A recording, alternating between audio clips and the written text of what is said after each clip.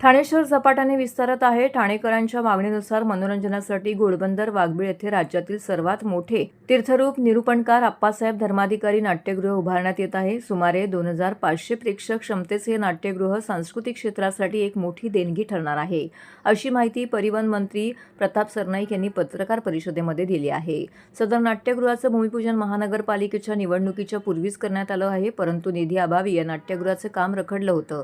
आता राज्य शासनाने या प्रकल्पासाठी एकूण 138 कोटी रुपयांचा निधी मंजूर केला असून त्याचे कालच शासन निर्णय काढण्यात आलेला आहे। पहिल्या टप्प्यात 85 कोटी तर दुसऱ्या टप्प्यामध्ये 53 कोटी रुपयांचा निधी वितरित करण्यात आला आहे। यासाठी उपमुख्यमंत्री एकनाथ शिंदे साहेबांचे मी आभार मानतो। येत्या 3 वर्षात हे नाट्यगृह ठाणेकरांच्या सेवेत दाखल होईल, असं सरनाईक यांनी सांगितलंय। सुमारे 7300 चौरस मीटर क्षेत्रफळावरती उभारल्या जाणाऱ्या या नाट्यगृहामध्ये 2500 आसन क्षमता असेल। त्यामध्ये मुख्य सभागृहात 1600 आसने तसेच 2 बाल्कनी, प्रत्येकी सुमारे 450 आसनांची व्यवस्था असणार आहे। विशेष म्हणजे रंगमंचाची उंची गडकरी रंगायतांपेक्षा तब्बल 12 मीटर अधिक ठेवण्यात येणार आहे, ज्यामुळे भव्य नाट्यप्रयोग सादर करणं शक्य होईल। नाट्यगृहाच्या परिसरातील सुमारे 60% जागा मोकळी ठेवून सुमारे 2000 चौरस मीटरचा प्रशस्त प्लाझा उभारण्यात येणार आहे।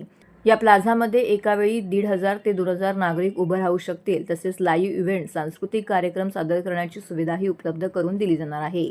परिसरात आकर्षक गार्डनही विकसित केलं जाणार आहे। वाहनतळांची मुबलक व्यवस्था करण्यात आली आहे। सुमारे 650 चारचाकी आणि 300 दुचाकींसाठी पार्किंगची सोय असेल। याशिवाय 3 मजल्यांची पार्किंगची सुविधा दिली जाणार आहे।